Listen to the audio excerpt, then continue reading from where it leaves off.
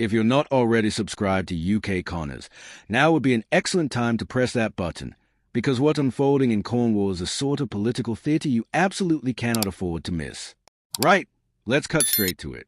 Reform UK in Cornwall is in absolute chaos, and I do mean proper chaos. Within the space of just 2 days, the party lost both its leader and deputy leader at Cornwall Council. Not through some coordinated resignation, not through a planned transition, but through what can only be described as a spectacular political collapse. And here's the thing that should make your ears prick up. One of them didn't just resign from his position. He left the party entirely. That's not just stepping down. That's walking out and slamming the door behind you. Let me paint you the picture. October 9th, Councillor Roland O'Connor, the deputy leader, resigns. But he doesn't stop there. He quits Reform UK altogether. Now, when a deputy leader doesn't just resign but actively divorces himself from party, you have to ask yourself what on earth he saw that made him want to run for the hills. Then, 2 days later, October 11th, Councillor Rob Parsonage, the actual leader, throws in the towel. His departure came amid what's been described as criticism from a former senior member of the party in Cornwall. Translation? Someone inside Reform, someone who used to matter, started making noise, and the leader decided he'd had quite enough. Thank you very much. This is Reform UK we're talking about. The party that, just 5 months ago in May, achieved what they called a breakthrough in Cornwall. They became the largest political group on Cornwall Council with 28 seats. 28. That's not an insignificant number. That's a statement. That's the sort of result that should have propelled them into a ruling administration. Except it didn't, because a Liberal Democrat and Independent alliance outmaneuvered them and kept them out of power. So Reform UK has spent the past several months as the largest group on the council with precisely nothing to show for it in terms of actual governance. That must sting rather badly. And now, with their leadership collapsing like a poorly constructed souffle, they've had to scramble. Yesterday, October 21st, Reform UK held what they're calling an emergency general meeting. Emergency. That word tells you everything you need to know about the state of affairs. They needed to plug the holes in the ship, and they needed to do it quickly. Out of this emergency meeting came 2 new names. Paul Ashton, Councillor for St. Austell Poulter and Mount Charles, elected as group leader, and Roger Tarrant, Councillor for Redruth North, elected as deputy leader. Reform's press office was quick to inform us this was decided by a decisive majority. Decisive. They are really leaning into that word, aren't they? Almost as if they're trying very hard to convince everyone, including perhaps themselves, that this is all terribly organized and not at all the frantic patch job it appears to be. Now, Paul Ashton, bless him, gave an election address where he spoke about that breakthrough in May. He talked about progress the party has made since then. Progress. That's an interesting choice of word when your leader and deputy leader have both just walked out within 48 hours of each other. But here's where it gets properly juicy. According to Reform's own press release, Ashton acknowledged his progress, but there's talk, actual talk in political circles, including within Reform itself, that the party is currently experiencing infighting in Cornwall.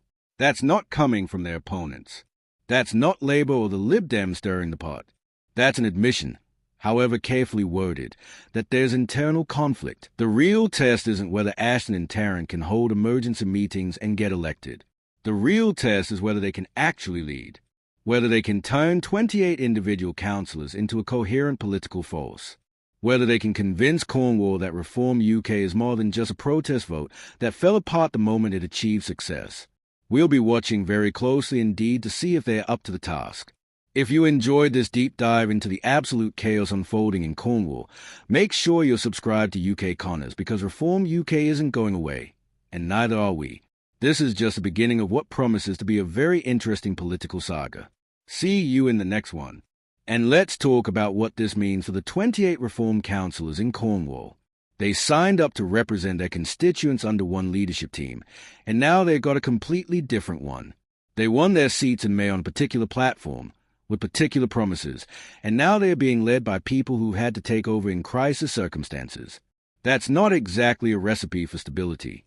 Those councillors are going to have to explain to their voters why the party that was supposed to bring change and shake up Cornwall Council can't even maintain a stable leadership for 6 months.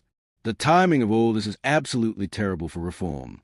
We're not that far away from when they'll need to start thinking about the next round of local elections.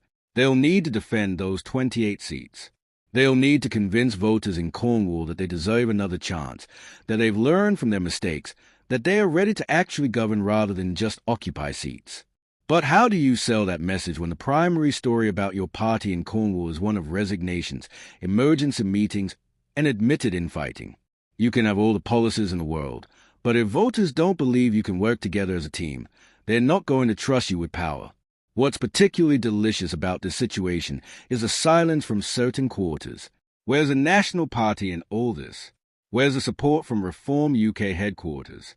You'd think that if your largest council group in the country was experiencing this level of turmoil, you'd be all over it, managing the situation, providing support, making sure the message is controlled. But instead, we've got local councillors holding emergency meetings and electing new leaders while the national conversation about Reform UK carries on as if Cornwall doesn't exist. It suggests either a remarkable level of hands-off management or a recognition that this particular fire is best left to burn itself out without drawing more attention to it.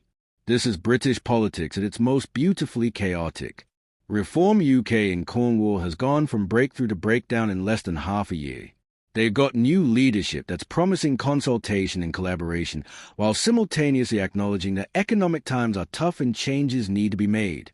They are the largest group on a council they don't control, led by people who've just taken over in emergency circumstances, while dealing with internal conflicts that even their own press releases can't quite hide. It's absolutely brilliant television, except it's real life, and it's happening right now in Cornwall. So what happens next? Well, Paul Ashton and Roger Tarrant have got their work cut out for them. They need to unite 28 councillors who've just watched their previous leaders implode.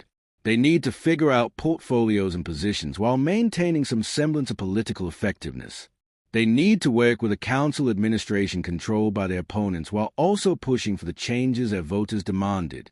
And they need to do all of this while the political world watches to see whether Reform UK in Cornwall stabilizes or continues its spectacular unraveling. My money's on this story having several more chapters yet to be written, and if the past 2 weeks are anything to go by, those chapters are going to be absolutely riveting.